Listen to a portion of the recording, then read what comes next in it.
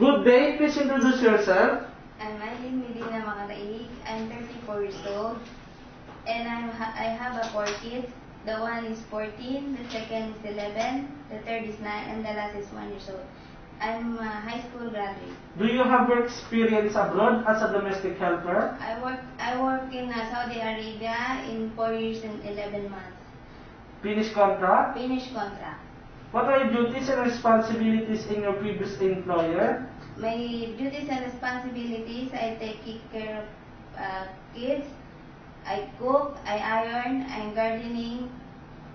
What the ages you taking care of the children? The age of the children is the first is 14, second is 8, and the last is 1.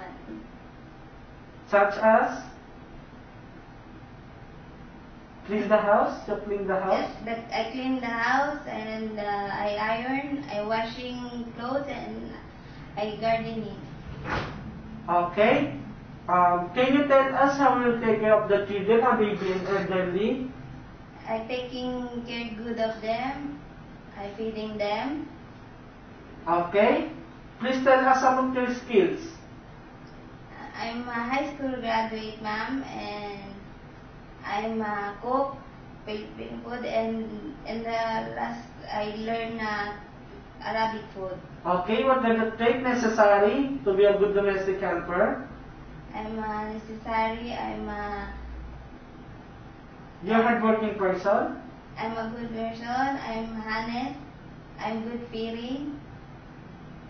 Anything else you want to tell for your future employer? Can you tell them now?